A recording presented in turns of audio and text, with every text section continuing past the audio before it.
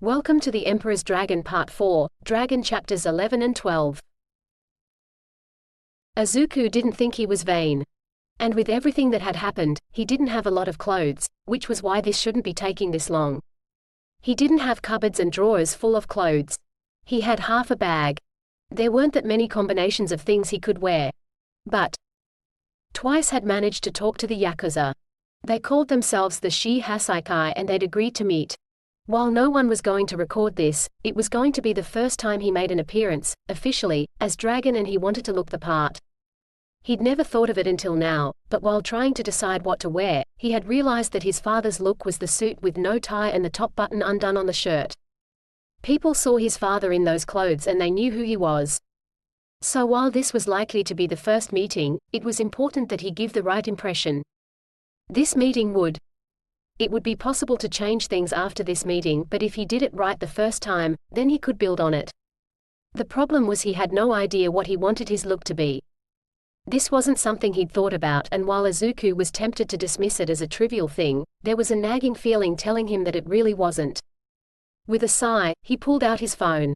He might have something he could wear, but if he was going to try to find a proper look without the clothes to try on, then he'd have to do it digitally. It took a moment to find an app and load a picture of himself into it. Then he sat there, staring at the little screen, not sure what to do. He knew how to use the program, but he had no idea what he wanted to look like. The group gathered for Tom. Izuku shook his head. He had to stop thinking about them like that.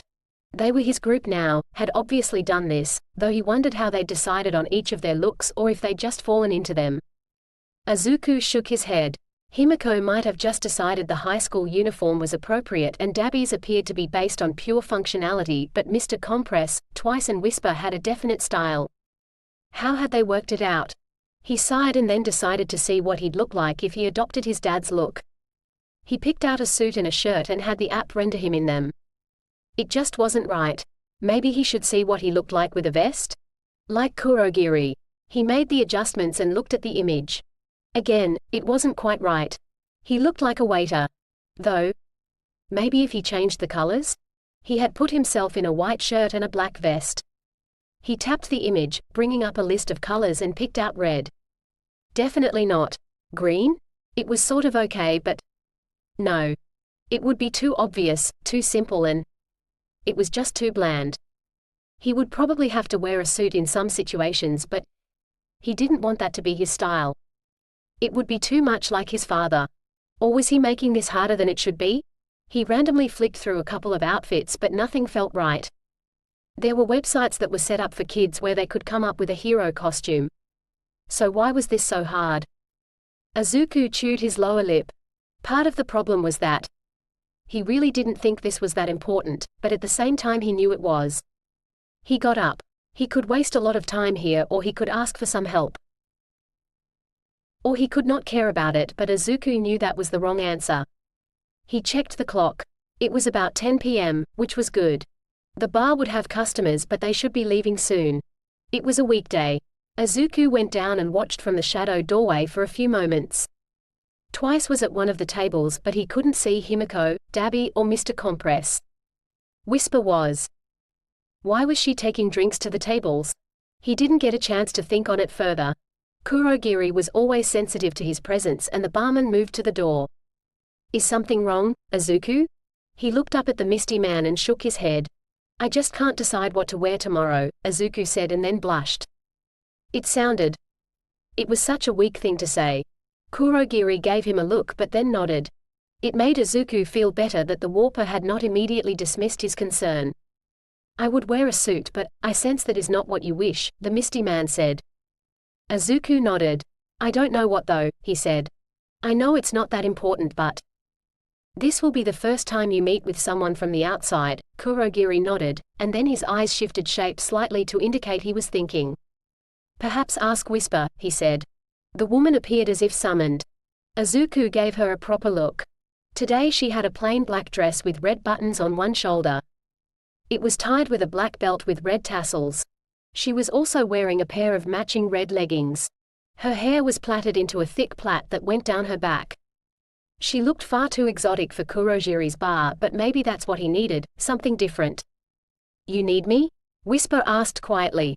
I was hoping you could help, Izuku said, equally softly as Kurogiri went back to the customers. Let's go sit with Twice, he added. He might as well see what the other man thought as well. Whisper gestured for him to lead the way. Before they sat at Twice's table, Izuku cocked his head slightly. They might be his crew, but on downtime he wasn't going to force them to spend time with him. Twice shrugged and Izuku took that as acceptance. What do you need? Whisper asked again once they were settled. Izuku sighed. It's silly, he said. How did you two decide what look to go for as a villain? He asked. What look? Whisper asked. Izuku thought about how best to explain it. Heroes have their costumes, so everyone knows who they are. Some villains have a costume as well, he pointed out. How did you decide what yours was going to be? At the question, Whisper gave him an amused look while Twice nodded. What is it? Izuku asked. Style is only for... Whisper broke off as Twice spoke. It's gotta be something you pick, he said seriously. Yeah, but how did you pick? Izuku asked, looking at the man. He didn't have a mask on at the moment and was dressed in a plain shirt and pants. He looked just like anyone else in the bar. But Izuku knew he had a costume. Twice looked at him and Izuku realized when they were here, he should probably think of Twice by his real name of Jin. Whisper looked interested in his response. It has to be something for you, kid, he replied. Whatever you decide has to work for you, Jin emphasized. I picked that because it... He didn't finish. You need the mask, Whisper filled in the missing statement. Jin nodded. This was new to Izuku. Why? He couldn't help the question. Jin looked at him sharply and Izuku felt as if he was judging if he should know, and then he shook his head. Reaching for his beer. Another time, Jin told him before gulping down the amber liquid. Izuku sighed. It would have to be later though if Jin needed the mask and he wasn't wearing it now. He didn't understand. Though the villain had said something useful even if it was obvious. He had to pick something that worked for him, but that was more than just a stylistic consideration. He nodded. You guys almost didn't follow me, right? Izuku asked. You were very young, Whisper told him. He didn't bother to deny it. Instead he put his phone on the table to show him what he'd been working on. Izuku looked at his image. If it's got to work for me, then I should probably include some sort of mask, Izuku mused, to hide the fact I'm this young. Whisper seemed to understand what he had been asking now and she nodded. You were a close-range fighter? She asked. From what she'd seen of him, that was probably true. I can do both, Izuku said, but predominantly close, he agreed. Then maybe some armor? Whisper suggested. It shouldn't be too hard to get. Izuku thought about some of the hero costumes he'd seen and immediately dismissed the women's costumes. For the most part, they were skin-tight and... Yeah, they weren't armored, though the textiles used would provide armor-like protection, but they were still designed to titillate. He wanted the male costumes. Again, most weren't armored. At least the top ranks weren't. The fabrics took care of that. The lower ranks and... He remembered the costumes of the hero class at UA. Some of them were armored. Is that how it worked? The sidekicks got armor, the hero didn't? He almost laughed at that consideration, but the thought did bring to mind the Eaters. Their costumes were armor, so it was something that could be worn, and their armor included full face helmets, which... That's a good idea, he told Whisper. Izuku pulled his phone out and instead of going back to the fashion site, this time he went to a website that let people design their hero costume. He quickly loaded in his picture and went to headgear. A variety of options appeared. He looked at them carefully. They were all bright and cheerful, but if he changed the colors and took the horns off one and used the lower part of the other. He tapped the software and picked out the bits, coloring them green and then putting them on his picture. It didn't look too bad. Cute, Twice commented. A dragon. That's the look I'm going for. Izuku agreed. What's that vest? Whisper asked, looking at the image. Izuku had made sure to include his light vest on the design as an undergarment. Something that helps me, but it should be under things, he explained. I can make some energy from sunlight, and that is a vest which simulates sunlight, he went further, reaching into his shirt to lift the vest to the front of his clothes. It wasn't on at the moment, so it just looked like stretchy black fabric. She nodded and then pursed her lips. How about some body armor over it, to keep it in one piece? Whisper suggested. He nodded and applied some. It made him look a bit top-heavy though. He grimaced and looked for some way of streamlining it. I don't actually need armor, Izuku muttered. He had his scales and that hardening quirk to protect him. So you are really just after the helmet? Whisper asked. Yes. She tapped at the table and then pulled out her own phone. Izuku watched as she searched for something on it. Twice cocked his head. You looking for something better? He asked. She nodded. Stuff from old movies, Whisper told them. It wouldn't have worked then, but we have armor fabrics today so it could work now, she explained. You mean the fabrics they use for hero costumes? Izuku asked. Yes. It's hard to get but not impossible. Tissue make most of it but… She didn't continue but instead gave him a smile. You think we could get some? With the right pressure, Whisper said. Interesting. Twice murmured and he began looking for something on his phone. How about something like this? He said quickly, turning around his phone for them to see the image. It showed someone in a black jumpsuit with white highlights running all over them. They wore a helmet which was rounded. It had no special features but that was actually good. It meant he could customize it. The outfit looked a bit like armor and if he could get a hold of some of Tatsu's fabric then it would be as strong as armor. It wasn't top heavy though. I wonder if it would make me look taller. Izuku considered. Both Whisper and Twice looked at him. I'm shorter than you all. He complained. That got a chuckle. It might, Whisper aloud. But if you appear with us then? She shrugged. If Izuku stood with them then it wouldn't matter if something was giving the illusion of height.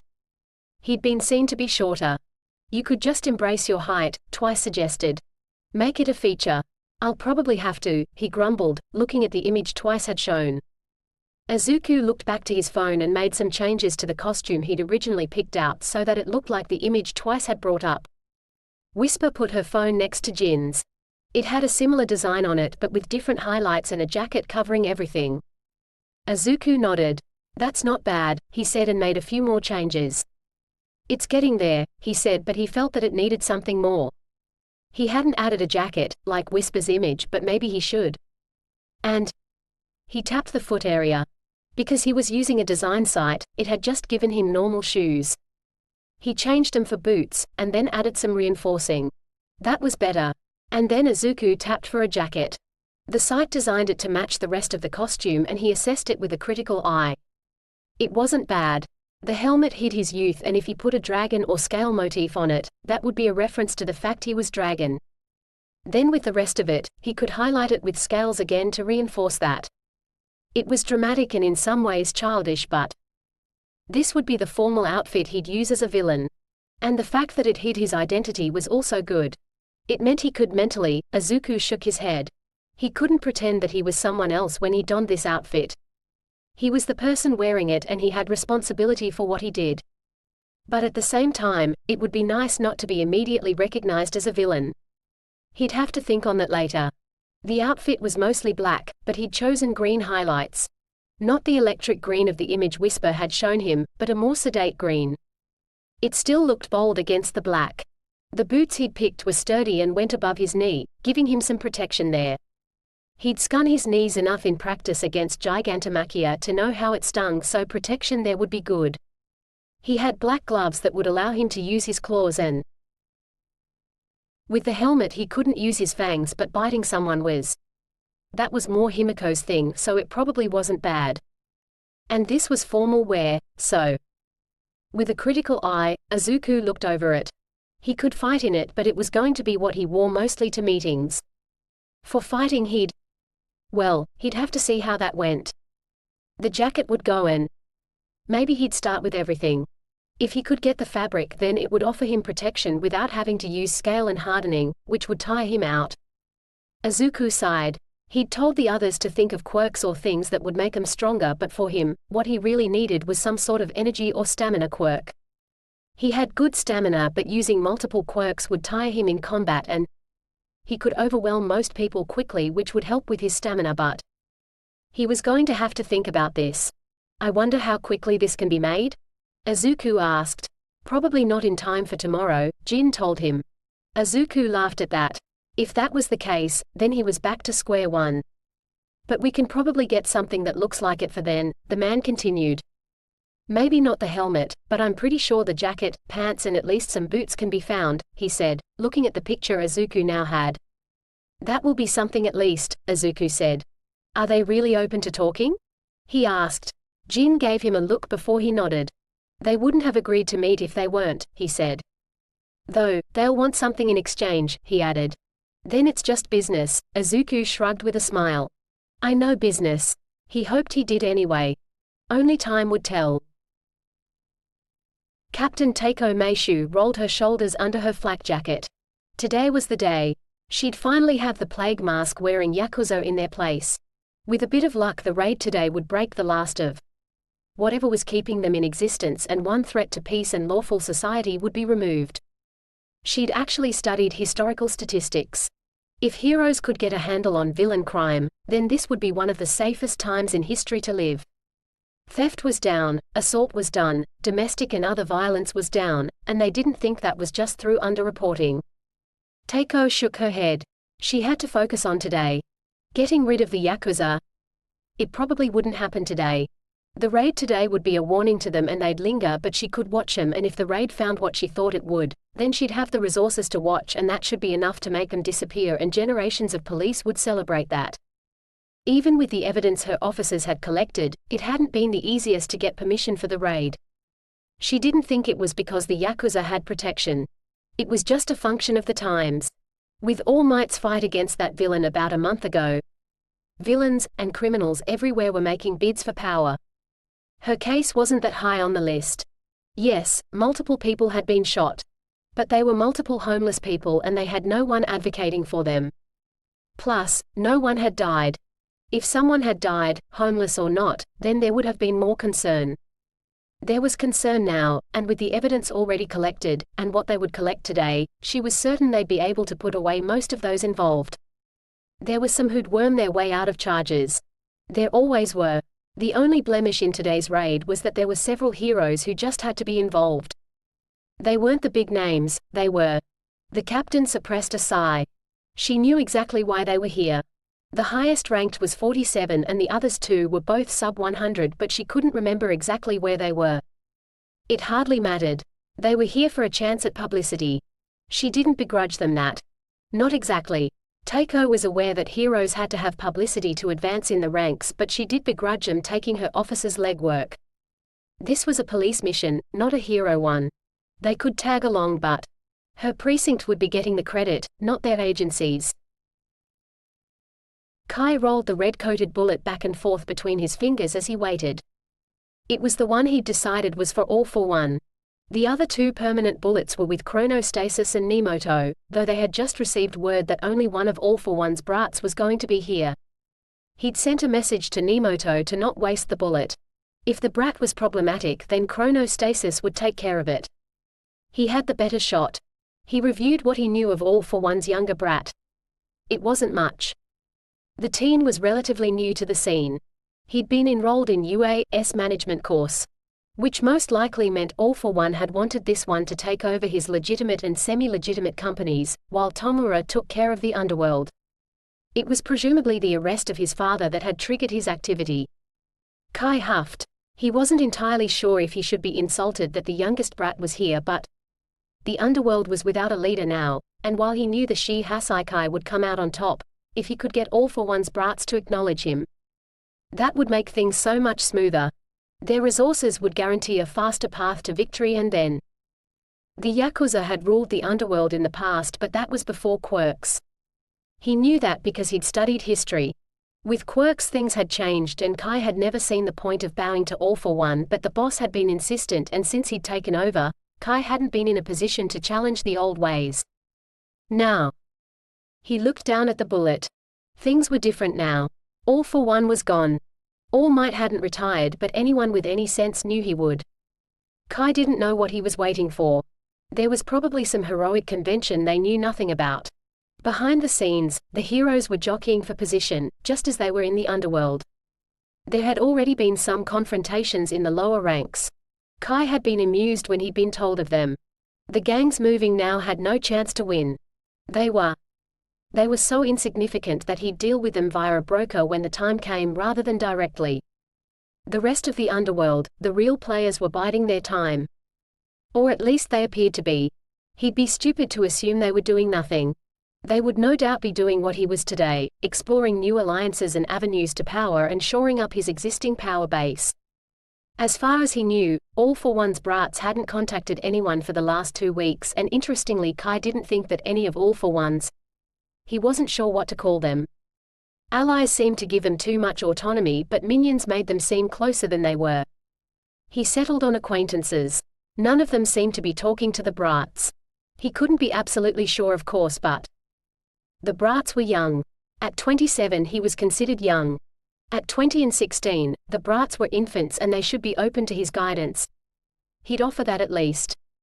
While his generation didn't really understand the reverence given to All for One, the man's fight against All Might had shown some of his power.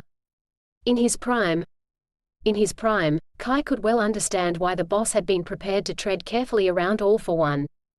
So, given that the boss had taken him in and taught him, and that the underworld should stick together where they could, he would offer the brats the same. He'd take them in, and their resources, and they'd still know greatness in the underworld, but they would be his subordinates. The time of All for One was over, and while they probably didn't want to accept that reality, he'd be the best choice of those who would be looking to dominate them. Most other groups would simply execute them and then take All for One's resources. He was willing to let them live, to teach them how to properly run a business.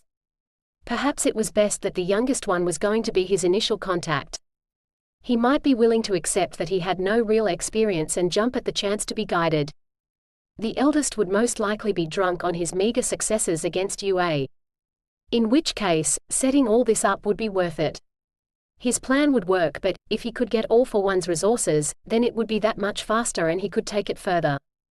Kai smiled internally. That was a nice thought. He could spread the Shi Hasaikai's influence beyond Japan if he had All for One's resources. They wouldn't only be respected here, they'd be respected everywhere. As they once had been. While he didn't have access to much capital, the Yakuza were what would be termed old money in polite society. They were old money all right, but broke. There were only a few assets left. The others had been consumed over the years to keep him alive. This base, along with the one disguised as an office, was one of the last of the really good assets they had. It was in a reasonable area but at a distance from Tokyo. As an asset, the main selling point was the gardens, which were extensive. Even for the area, the house had been modernized, so while it superficially looked traditional, most of the rooms had polished wooden floorboards and central heating and cooling. The room he was in now was the only one with tatami mats. It was meant for formal audiences, but he was beginning to rethink the setting on the grounds that they required him to kneel. It required All for One's brat to kneel as well, but he'd been waiting longer and his legs were letting him know that. At least he hadn't dressed up for this. The boss used to put on the full kit occasionally, but thankfully he'd never insisted Kai have to. He shifted slightly, easing the tension in his legs as a buzz came from his phone. It meant they were here. Kai picked up his phone and answered. The caller was under instruction to give him some very specific answer. Warp Gate 3, and the Warp Gate left. Interesting. He knew the League had a warper and he had assumed that the man would be with them, but it appeared as if All for One's younger brat had some sense of tactics. A warper was a valuable asset and exposing him was dangerous. There were all sorts of uses for a warper, but that wasn't what he was thinking about. There were 3 of them today. One would be the brat, one of the others would be Twice, who'd brokered this meeting, and the third. He didn't know enough about the League. Tomura Shigaraki would be recognized, so it wasn't him, and it wasn't one of the big names the League had been seen with. His phone buzzed again and Kai glanced down at it. It was a photo of the group. He recognized the third from the intelligence his men had gathered. Blonde and young. It wasn't just in the high school uniform she was wearing, but he could tell from her face. It still had a certain roundness to it that maturity would hone. Himiko Toga. He'd heard about some of her killings earlier, but she had nothing special. So 2 children and Twice who had brokered the meeting. This should be easy. He had the brains. They had the cash, and together, with him at the helm, they would change the world. Kai put his phone back down. The warper isn't here, he announced. Several people relaxed at that. They weren't expecting trouble, but a warper was always an unknown and Kai had prepared a temporary bullet for him. A warper was too valuable to just destroy, but too dangerous to not be prepared for. A shadow passed over the balcony that was outside the room. Kai recognized the diminutive form of Joy's cloak. Escorting the trio. Their shadows were arranged in ascending height with Joy leading the way followed by the girl, then All for One's brat and Twice. Their footsteps were quiet, indicating that they'd left their shoes at the door. He wondered what the brat thought of that. Kai was curious to know what sort of education he'd gotten with All for One. The door slid open with a soft hiss. That was probably Joy's doing. The cloak gestured and Kai watched as the three of them stepped into the room. It was obvious to Kai's eyes that the girl wasn't a guard. She didn't even glance at the room, instead her eyes went straight to him. He raised his head and dared her to speak. The girl snorted but remained silent. The photo had shown him everything he needed to know, and in person there was nothing he needed to reassess. The brat was more interesting. He was dressed in a black jumpsuit with green highlights. It almost looked like bike leathers, complete with gloves. The colors actually complemented the green of his eyes and hair. The boss had shown Kai pictures of All for One. He'd been expecting a copy. The teen's eyes were hard and he did glance to the corners of the room and to the ceiling. That was surprising but not completely unexpected. All for One would have seen to his basic training. His expression was surprisingly neutral, and as he approached, Kai got the impression the kid was sizing him up. It was kind of cute. Kai didn't think they'd fight today, but he was ready for that possibility. It was one of the reasons he hadn't had All for One's former scientist transported here. While it would be interesting to see the brat's reaction, that was something that could wait for another day. And the office was the safer place to keep Eri. This location was. He'd chosen it because he didn't want the brat near his main operations. At least, not yet. There were 3 cushions laid out and Kai watched as the brat settled himself on the middle one. Twice and the girl took up positions at either side of him. Kneeling, the brat was shorter than him but the height difference was reduced slightly. "So you are All for One's younger heir," Chronostasis commented as Joy took position next to Kai. "Only heir," the brat replied sharply. "Oh?" Hari probed.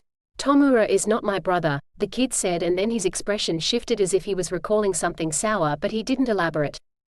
Kai let the silence stretch between them. Interestingly, the kid remained seated, but the girl squirmed. The kid glanced over at her and reached out to touch her leg before he pulled his hand back. She stopped squirming. "Twice told me you wished to speak," the kid said. Kai was silent before he nodded. "Your father, the Emperor of Darkness, I never really believed in his power, but his fall is significant. The elders truly believed in him and feared him, but now that he's gone, there is no longer anyone who rules over the night. So the question the underworld is asking is who is next to rule?" The kid looked at him for a few seconds before he chuckled. Then he recovered before he burst out laughing again. It was hard to tell what Jin was thinking about, but the girl looked at the brat curiously. He recovered again and cocked his head slightly. "So you wanted to be you?" he asked. "It will be me," Kai announced, dismissing the brat's laughter. Who knew what a 16-year-old was thinking about? There was probably some obscure trope that he'd hit upon, and the brat had no sense of decorum. "I have the objective, and the plan." He shook his head, and then took a deep breath. "I've seen the way Tomura uses his resources. Moonfish, muscular, stain. He had no idea how to use them, and now, he sends you to speak to me." "Tomura did not send me," the brat snarled and actually seemed insulted by the suggestion. Kai gave him a look and then acknowledged the statement with a nod. "Very well, Tomura does not know how to use his resources, and I doubt you will be any better. I will be the one to rule the underworld because I have the objective and the plan." "And you think I came here to back you?" the brat asked. "A few years later, and you might have had the ability to take your father's throne, but you are too young, you lack the ability to coordinate and recruit. The people you are sitting with now are Tomura's and neither of you can take the throne." Kai said matter-of-factly. "But you can still be a power in the future." "With you?" "With me," he agreed. The brat snorted and then shook his head. He made no other threat and Kai flicked his fingers to let Hari know it wasn't the time. The kid was blustering, but he'd bow to reality soon enough. "Your very first assumption is wrong. My father has not vacated the throne. He's in Tartarus," Joy pointed out on his behalf. The kid acknowledged that with the tilt of his head. Just because the Emperor is not seated, does not negate his position. And what would a relic of the pre-Quirk age know of ruling the underworld now? The brat challenged. Because unlike Tomura I have a plan, Kai replied. The kid nodded and he continued. To carry out my plan a vast amount of financial capital is needed. As a relic of the past, he said, somewhat mockingly, finding investors is somewhat troublesome, but with you, it will be a bit of a different story. The kid smirked. So what you are calling a plan is actually a proposal, he announced. I have a plan, Kai corrected. Not if you don't have the means to carry it out. The rejoinder was instant. The plan will simply be faster with you. The kid seemed to think about it for a moment. Ah, so you have a proof of concept, he said. Interesting. How much financial capital? I would take control, Kai told him. The brat laughed again. And you call me naive? There is one absolute truth about the world you are forgetting. He who has the gold, makes the rules. You need my help and yet you expect me to be subservient? Investment doesn't work like that. Kai stared at the brat. In business perhaps, but this isn't business, he said. And you think I should come under you? I will be taking your father's throne and this is your chance to make it with you. Or I will go through you. The kid laughed again and got up. We are done here. I did not come to be subservient and I did not come to hear delusions from a relic of the past. You would do well to remember the throne is not empty and follow in the steps of your elders. It seems to me that they understood. The brat actually had the gall to turn his back. Kai gestured and Hari reacted, pulling the gun that was ready. He didn't hesitate and the bang was loud. No. That was the girl. She jumped and Kai's eyes widened as she was thrown back. Into the kid who was turning back to him. The two of them stumbled and fell with the kid embracing the girl. He looked down at her face and then pulled his hand away from her shoulder. Her blood was bright red on his hand. Kai handed the other bullet to chronostasis as he felt the weight of the kid's presence suddenly flare. What have you done? The kid demanded, his eyes shocked only for an instant before his lips curled back. What have you done? He snarled. There was no need to answer as chronostasis raised the gun again. But then, there was no second bang. End. The Emperor's Dragon Part 4, Dragon, Chapters 11 and 12. Thank you for listening. Please like and subscribe. Join me for the next chapters. Or check out my other works.